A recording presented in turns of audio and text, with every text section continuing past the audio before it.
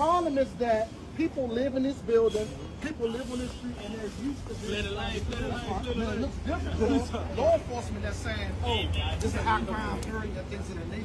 I mean, but that's true. Okay, that could be true allegedly, right? It's not allegedly. The little girl's bill that's on the wall, that didn't come from allegedly. That's true. That came from a drive-by shooting that 5 or 6 people on that. I was here saving her mother's life. Unfortunately, the little girl didn't survive. But see, you wouldn't know that. I was there. I was there. But you know what? But this is the thing. A conversation of you letting the people know that they respect you more. Because they offer so much, them knowing that now, they will respect you a lot more. Just because they know that I was aware that we were there for that. No, not we're not talking about bragging. That's not our job. We don't have to tell them what we've done, whose lives we've saved, because that's our job. Yes. It's a thankless job. We don't expect thanks from everybody. But it's a big Officer Griffin. It's a big Officer Griffin. Let's say you lived in Largo. If something happened to your parent and I was the one doing CPR on that person, you would thank me and shake my hand. Absolutely. So what I'm saying is, I wouldn't expect you to walk around telling everybody that you say something. I didn't. But what I'm saying is, there is a disconnection between community and law enforcement. And until we figure out how to get it together and have a conversation, it's going to be you chasing them and them saying fuck you and all that other stuff. We don't have to be there. We can get to a point where Officer Lingham, when I know you, and we say, hey, look, we got a complaint, we need y'all to move. And you can have this shit cleared out off respect. Not off running down.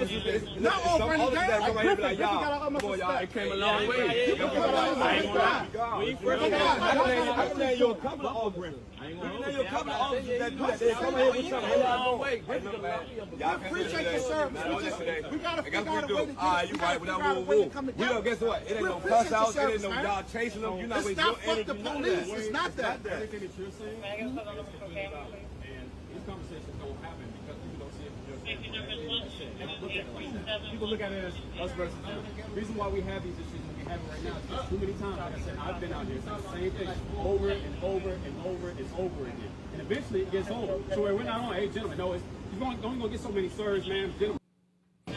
So I just wanted to show this because this is the stuff that needs to happen. Like these type of conversations, which instead of like the adversarial, like dynamic of the police versus the people, or like F the police or ACAB. Like I saw Amanda Seales was on Jubilee. I don't know if you guys saw any clips of that. And she was like, this ACAB all day over here. You know what I mean? I didn't even know what that was. What's ACAB? ACAB is the acronym All Cops Are Bad, that they were spray painting everywhere during Black Lives Matter. You know what I mean? Yeah. Or all cops are bastards. Like they use it in different ways, but it's all cops are bad, basically. And that's, again, when you do that, you just other everybody. Yeah. And there's no hope in that, right? You just, abolish all police. Right. What are you going to do? Where do you go? Like if that ACAB thing, that statement takes you nowhere but judgment. Well, that's because they create this false narrative that the police force was created through slavery. I heard. She mentioned that during the Jubilee thing. Like the police force was to catch slaves. Like that is to keep people's property. And, that's not necessarily true. There were police before. Yeah, there was police in the North. Yeah, there was no slaves there. I'm saying before even that. Yeah, there were police existed. Yeah. Policing existed, but law enforcement. Yeah, but I think like this guy. The conversation that they were having was because like a lot of these guys are salty because they're telling them like you can't be loitering out here anymore. Yeah. But why are they saying that? Because the amount of crime that they have to come out there and face every day, and like they don't know who's who, they don't know what's what. So if everybody's standing out there, it makes it harder for them to do their job. Yeah. And he was also saying like at the end he was saying you're not going to get so many gentlemen. Right. Because we deal with it so much. We have to keep coming out here. And just on a, like, human level, people got to understand. And I say that all the time. Like, when people deal with something all the time, they get desensitized. Right? So then they start to lose sympathy for other people. Yeah. Or empathy. Empathy, yeah. Right? So you're not looking at it in the same way. Even like when cops see accidents all the time, you know, it doesn't affect them in the same way. You can become numb to these things. Numb to it. And you don't treat people. It's just like the people who work in the government, DMVs, you know, stuff like that. They don't care. Why do they care? Why do they act like that? Yeah. Because they deal with people every day, and then they talk about them. Or the know? Chinese restaurant in the hood. Yeah. Yeah, same thing. Nurses You know? sometimes. And that's something like with my wife, because she deals with people in her job. I'm like, and she has some stories, and I'm like, listen, always remember they're going through their own thing. You know, they're dealing with stuff in their life that you don't even know about. Right. There's a reason why. I know they came in and acted crazy with you, but maybe you can ask them, what's going on in your life? Yeah. Are you okay? Like, even that sometimes you can't imagine what will come out of their mouths, and sometimes they just need somebody to hear them out, you know? But if you just leave it at like, can you believe this person did this to me? And I'm so sick of people. And if you do that, you're going to become very jaded, and you're not going to be able to love people. Right. And that's where the disconnect comes again. Like, because you just think everybody's out to get you. Everybody's, you know, got a ulterior motive. Everybody's selfish, but you're not selfish. Yeah. You never, that's what, you know what I mean? We can be the same as those people. And it's only by the grace of God sometimes that we're not. Yeah. You know? Yeah. All right, I want to keep going. We were talking about Amanda Seales on Jubilee. I have a little clip of that. If you know these Jubilee, you know, it's 20 conservatives versus a liberal, or it's, you know, we've seen this format I hate it. emerge. It's terrible. They run to the chair. Yeah. That's stupid. So dumb. Not just that. And then like, they vote each other out with the flag. When I was watching her, like, I was realizing, like, man, it's annoying because she kept, like, she would listen to the people, which was cool, like, but then she would talk for so long, and then it's just like, it just becomes like nobody's really getting their point across. Like, but she was cutting off a lot of people too. Yeah, And but that's my thing. Being like, very like the one person she was talking to, and she kept raising her voice. I can keep getting louder. Yeah. Like, it's like so annoying. She is one of the most like obnoxious people when it comes to like. I probably know who she is, but you know who it's she not, is. As soon as you see her, you'll know. know. You'll know exactly who it is. Jeez. But I just want to show this clip where she was talking to this young boy, because this kind of turned into a controversy. Blah blah blah. Young boy. Yeah.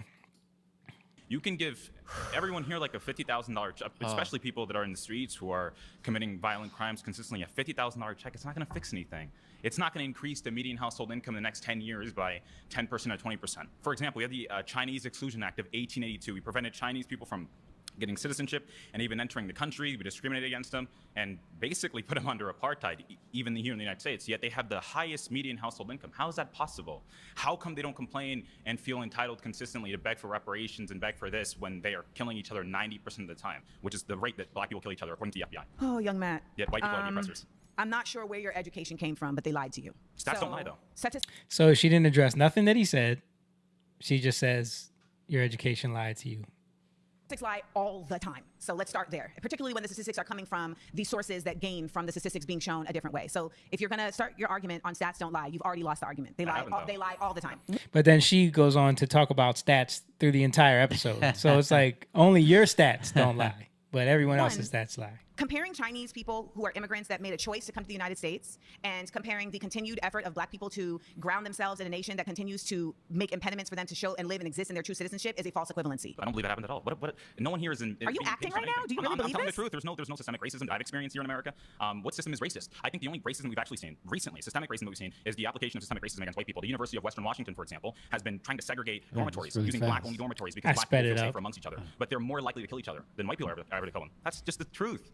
You have King Von rapping about killing other black men. Why should I think that the white man is the oppressor when black men are more likely to kill me? Oh my Tell me. God, this is scary. You need to think about me as your mama. Do not talk to me in that fashion. So let's check that now. Okay? So She kept trying to like sun everybody.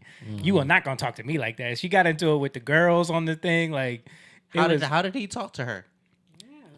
I think they edited that part out because you didn't see it. That was a cut there. So clearly they edited out whatever he said. On a basic level, we have to understand that systemic racism is grounded in the realities that black people have not been considered an equal human being in this country since its onset. So there's simply no way to make the argument that there isn't systemic racism, and we have seen in very clear ways the system operate in an organically racist way. Do not cut me off.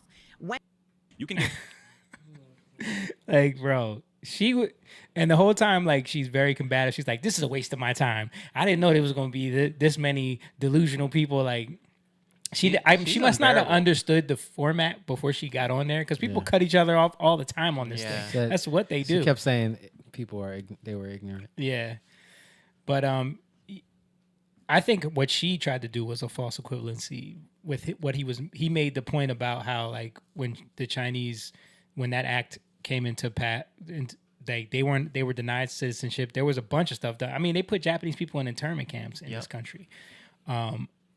So he's addressing the fact that, like, if they could overcome all of that and still raise to where they are now, how can you make the argument that it's still because of slavery and Jim Crow that you have all this violence in the black community, and that, like we were just showing, and he talks about King Von rapping about killing, like, how many, we were talking about this last week, like, rap culture is about killing other black people. Yeah. First of all, you know, they're always talking about the Chinese people. Why were they brought here, especially in, like, California, the West Coast, to work on the railroad? Work on the railroads, yeah. Well, Do you think that they came here? All of them came here. Well, they under came their willing. own will. They came will. They weren't snatched up and brought in. Let me not say I know, right? But because I know how corrupt this world is, right?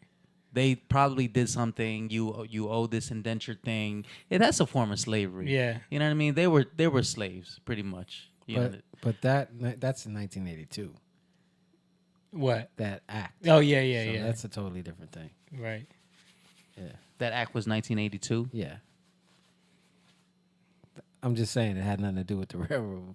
Chinese.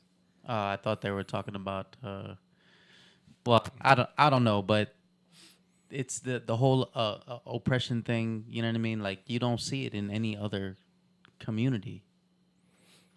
Yeah. They immigrants come here, like the Indians, for instance. They get together. They live in one house. I've seen this. Mm-hmm. They buy a small business. They buy a small business. I see the Filipinos. They all work there. Filipinos in Virginia Beach area. They own Dunkin' Donuts. Yeah. They all band together. They buy things, and then they sacrifice a little bit, and then they all get a gas station. And when you look at the Ghanaians, the Nigerians that come here and excel, like, they're one of the highest earning demographics in the country. But what she's trying to say is, you know, and a lot of people say this, that they didn't have to go through the oppression and slavery that black people had to go through in this country, and, like, a lot of the laws, the civil rights movement, all that stuff, Jim Crow, that black people, like, they're coming on the backs of what black people had to endure. But okay, that may be true, but if you're saying that it's because of white supremacy that is still stopping black people from being able to excel, how can you still then explain away that? Because they shouldn't be able to, a Nigerian shouldn't be able to come here and excel if white supremacy is going to stop him. Mm-hmm. Still. Right? Like, that's the argument. But it's a stronghold, dude, that's on, you know. Yeah. That's on the American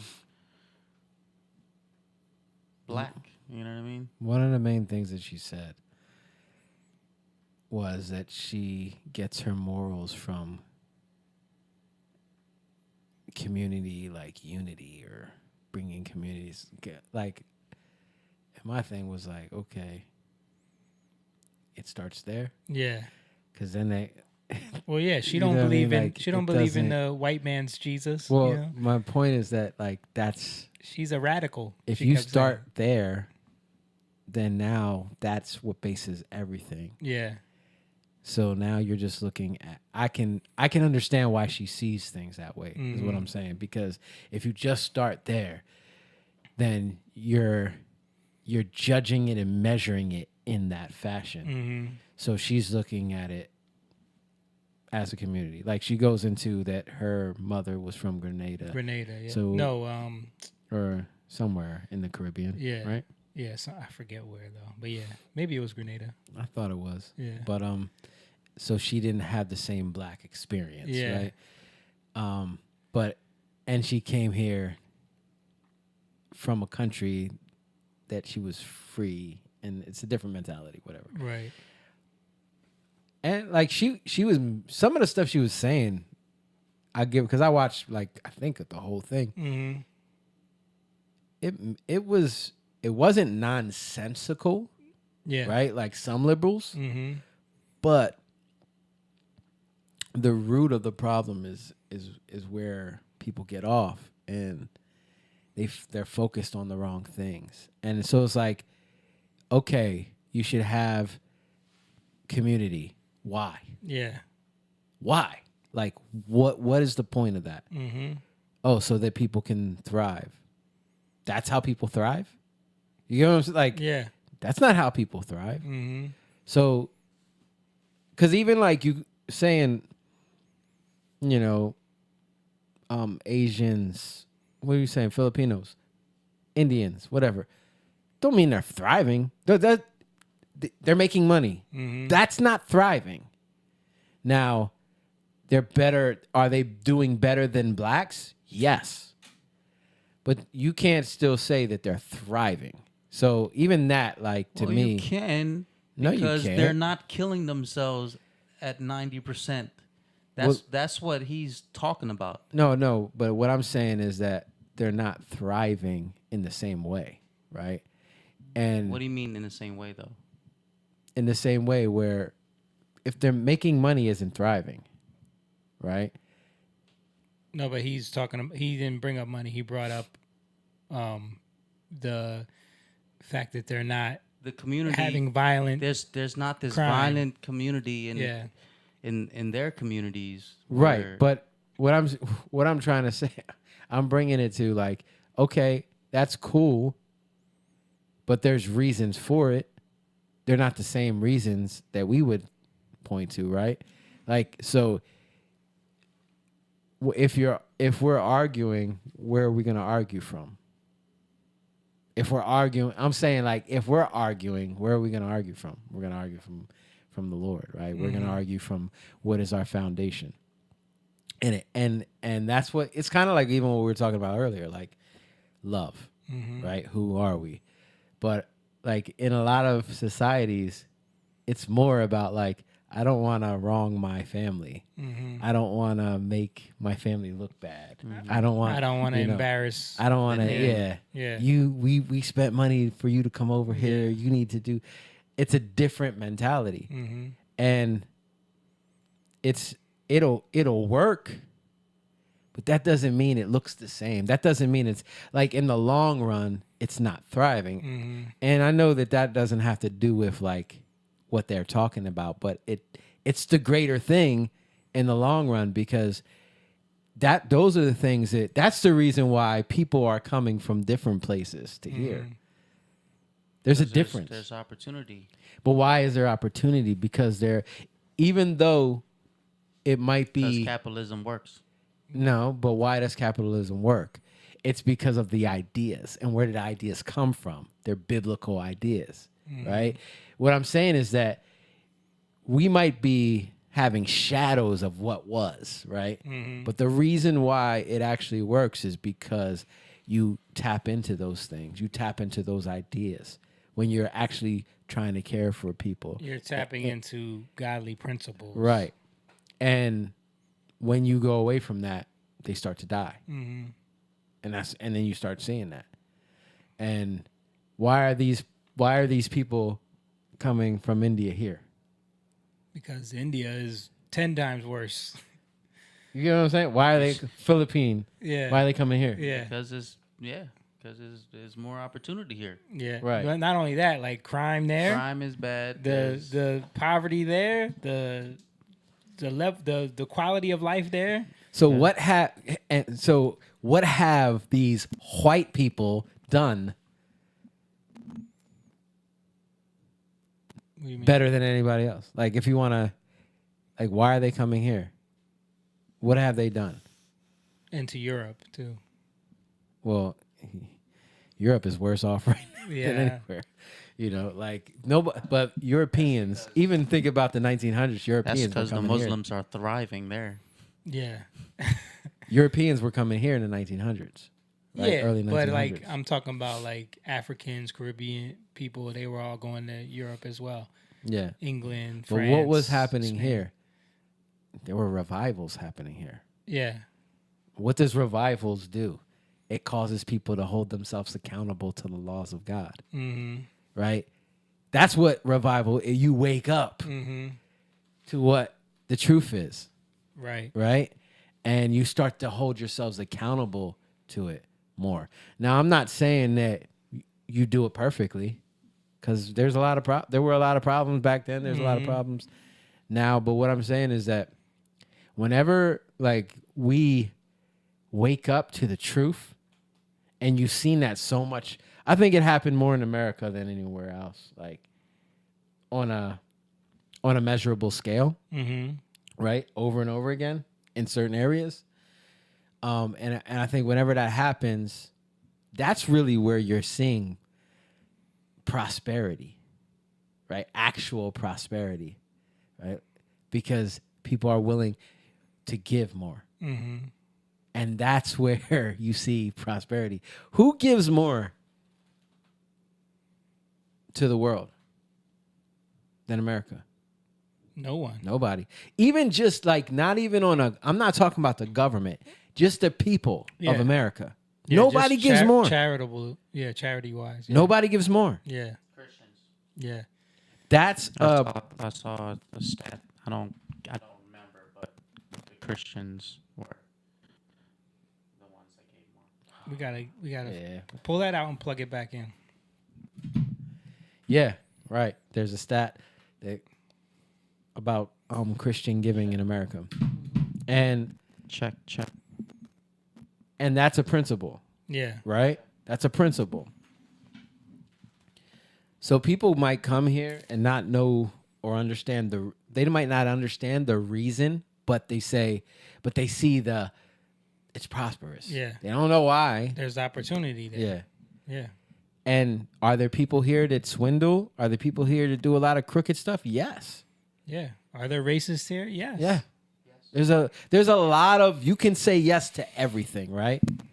But I really believe that when there are people that hold to those principles, you know how it says that one can put how many to flight? 1,000, and two can put 10,000 to flight. That's multiplication. Yeah. There's something That's there. 10x. There's something there that we don't even realize happens biblically when we walk in the principles of God. You know, and sometimes I don't even think we realize it. And then we're looking like, well, why are they doing it? Why are they? Because people are walking in that. And then, there's demonic stuff going on. Yeah, there's evil. Yeah, there's craziness going on. But what is she doing? She's trying to pick apart stuff. And then she has solutions because she talked about it. But those solutions... What are her solutions? Basically, it's about everything goes back to the government, like making the government implement these things. About opportunity and funding towards inner cities and throwing money at it is basically her whole idea, which never works. Right. But there was a thing about that kid going viral because something that she said. She started asking him, "Well, where are you from? Where's your family from?" And she found out that he is actually from Africa. He was born in Africa, and his family came here from Africa. So she went on this whole rant about how immigrant people should not be telling Black Americans how to feel. So then people started going online and saying that like Jubilee, you know, they didn't even bring like Black Americans on there, which a lot of those guys were Black. A lot of those people were Black Americans, but because of one kid he grew up in Maine, but he was born in Angola or something like that. So she believes that Barack Obama's not Black American then? Well, Amanda Seales is not really down with. They tried to cancel her for talking about Kamala Harris. I don't think she's down with Barack Obama either. No, she says she's a radical. Saying a radical. She just keeps saying, "I'm a radical. I'm not a Democrat. I'm not a leftist. I'm not a liberal. I'm a radical." So I don't think she cares about Barack Obama either. She just loves staking everything on white supremacy and America being a racist country and everything that stems from that. But I want to show this video because this went viral too, this news story of this guy. We're talking about people that come here for opportunity. And I don't know if you guys heard about how California was giving illegal immigrants CDL licenses without any passing the tests or any requirements or anything like that. So this guy that can't be real. It's real. Yeah, I saw that. This guy from California. I saw this. He saw caused this? an accident and killed 3 people in the van. Right. That's what we're about to play right here. Trying to make a U-turn on a major highway. Yeah, that made no sense. Pulls right into, because how do they operate where he's from? People drive like that. However, they do whatever they want. There's no rules. So he decides he's going to make a U-turn on the highway. We were just talking about people come from these places, right? They don't have any standard there. They come here and they expect to, but that's the problem. He's here illegally. And that's mentality, ICE got him, right? Huh? They're deporting him. Yeah, they got him. I got the news story here from Newsweek. Yeah, it says a truck driver has been charged with vehicular homicide after allegedly attempting an illegal U-turn on a Florida highway, causing a crash that left 3 people dead, authorities said. Harjinger Singh, 28, was arrested after the collision near Fort Pierce and Florida Turnpike, on the Turnpike, bro, on August 12th. And after he tried to turn his tractor trailer, we saw the video. The Indian national entered the United States illegally when he crossed the southern border in 2018. He could now face deportation after criminal proceedings. Look at that, man. Yeah. Horrible. Killed 3 people. Yeah, and this is what you get when you do whatever. But like you were saying, you think you're doing the right thing. Mm-hmm. You think you're caring for people, right? And you're not. Giving them opportunity, like Amanda Seales says. Oh, but we have to give opportunity. Like a lot of the arguments we're saying, like about reparations. No. If you just throw money at people that don't have any idea what to do with it, it's just going to cause more problems. Yeah. And think about like, what is opportunity? That's a door open to you. Yeah. Right. These doors need to be closed to you. Right. Like, it's like our kids, like, you don't go in that room. You know? You're not allowed in that room because there are things in there that I know if I let you in that room, you're going to mess up. You're going to break. That's why you don't have access. Right. Right. But will it always be locked to you? No. Once you learn how to be responsible. Yeah. And that's all it is. It's you have to be tested. You know, like for us, opportunity is, it looks like the annoyance and the frustration, and that's where the opportunity is. Like with God, He wants us to be able to look at something and say, "Thank you, God, that I have to deal with this," and it frustrates everybody else. Right? There's opportunity there, but we don't want to see that. Right? We're looking at an opportunity as free. It's free. Yeah. Yeah. So let me do that. Yeah. For free. You know how everything free ain't good.